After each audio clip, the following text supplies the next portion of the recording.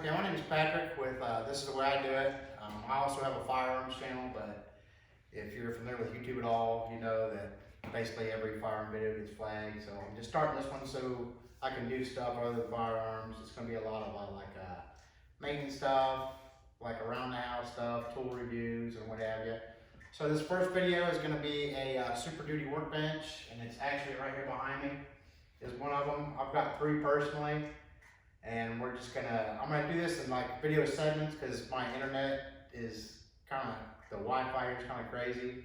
So it takes a very long time to upload a video. So it's just gonna be a series of short videos. So this video is gonna be basically your materials you need, and we'll go over the materials and the cost. Okay, so real quick, this is basically what we're building. I'll show you all 3 of them. It's a Super Duty workbench. I mean, it is sturdy as anything. So basically what we're gonna be doing is everything except for the pegboard. So you're gonna have a shop light on it, a power strip, and we'll go over materials here in a minute.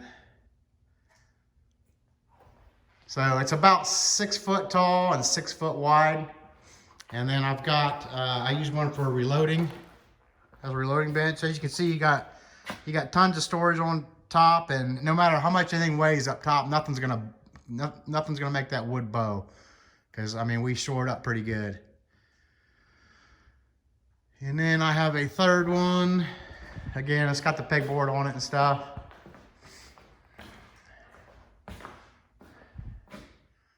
Like I said, lots of workspace and lots of storage.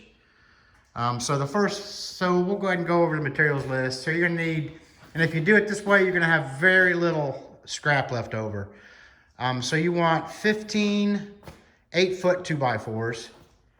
And like I said, if you do it with the 8-footers, you're not gonna cut anything over 6 foot, but you're gonna have very little scrap if you go with the 8-footers. These were 5 something a piece. I mean, I've been to Lowe's or Home Depot and found them for like $1.98 a piece. I don't know if lumber's just going up or they don't have that cheap one in stock. I just go with the cheapest. And I'll quote you the price of what this costs. This time around is a lot more. I can't get the lights I usually get anymore. You're gonna get a one 4x8 piece of plywood, 1/2 inch thick, and you can use anything.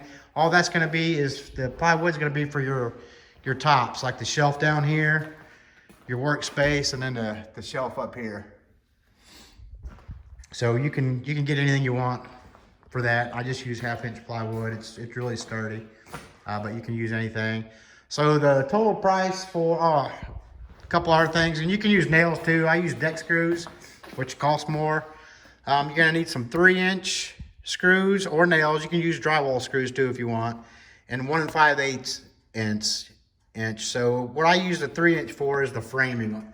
When I'm putting my frame together, I use a 3-inch just to make it more durable, and then a 1 5/8 inch is just putting the tops on.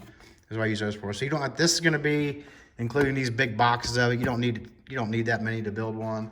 And then you got your shop light, which was, I usually get the T12s, really cheap, but I think they're going away with them. So these are the T8s, and I got a couple bulbs for it and the surge protector for it. So everything cost me without tax $176. That's without tax, without discounts. But like I said, you should be able to find 2x4s a lot cheaper than 5. I think they were like $5.59 each. And you don't need to get deck screws. You don't need to buy that many. So it's going to come in, I'd say, probably less than $150. So the next video will be our cuts that we'll make, and we'll go through that. I'm hoping to have all the videos up in a week. Anyway, thanks for watching, and I'll have the next video posted up soon, hopefully.